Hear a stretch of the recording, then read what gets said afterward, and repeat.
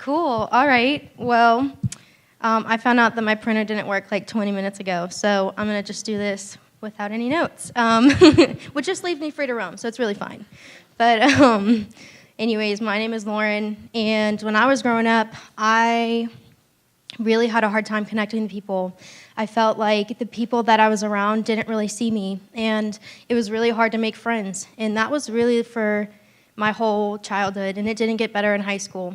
And I felt like I was the friend that was like always an acquaintance to people, that I was in a bunch of different groups of friends rather than one solid group, and I would rotate through that maybe every 2 years or so, right? So constantly having to uproot those friendships was really hard.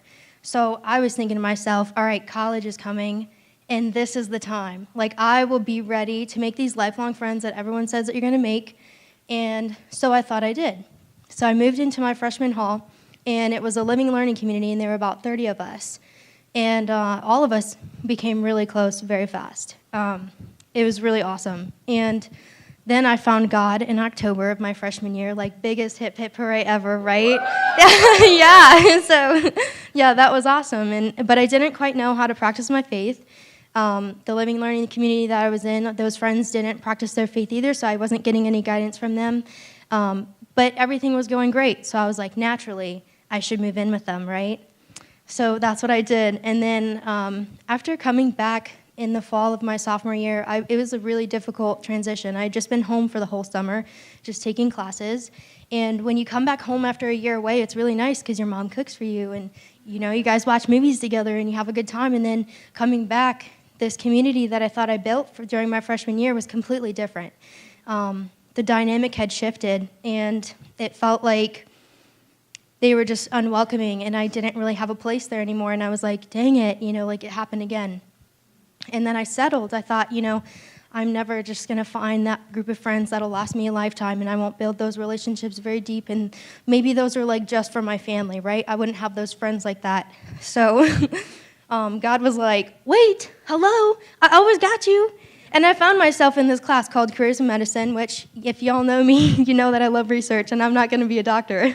I really love research. And so I was just curious in the stories that the doctors that were going to share. So that was why I was like, well, might as well do it. And then I met my girl, Dina, and she was in that class too. And so conveniently, that was only once a week, Wednesday night, and right after that class ended, Soul Food started. And so Dina came up to me and she was like, hey, you should go to Soul Food with me. It's an awesome Bible study. And I was like, man, that sounds super tasty and fun, but I just have excuses. And so for a couple weeks, I told her all these random things, and she didn't give up on me. And I finally went towards the end of October, which was after a full year of searching. I knew God loved me, but I didn't have that community to grow in, right?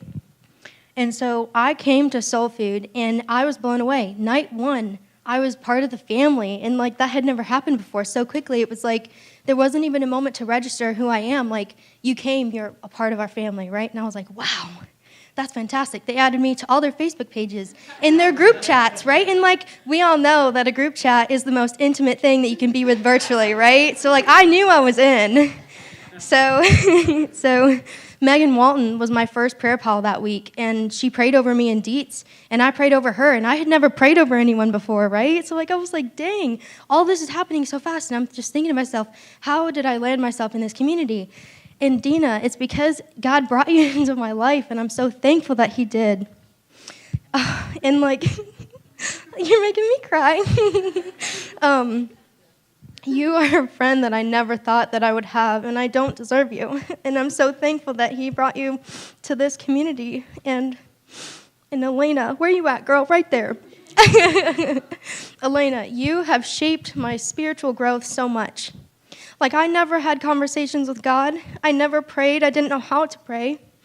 And these are like tears of joy. I'm like really happy. But, you gently point out lies that I had been living in. And that's so valuable to me because that's not an easy thing to do. And when they're so natural to you, you don't think about it, And you need a community like this to really point that out. And you guys are all, like, it's not just these two, like, you guys are all extremely welcoming. And for me, like, never having that community before has been so awesome.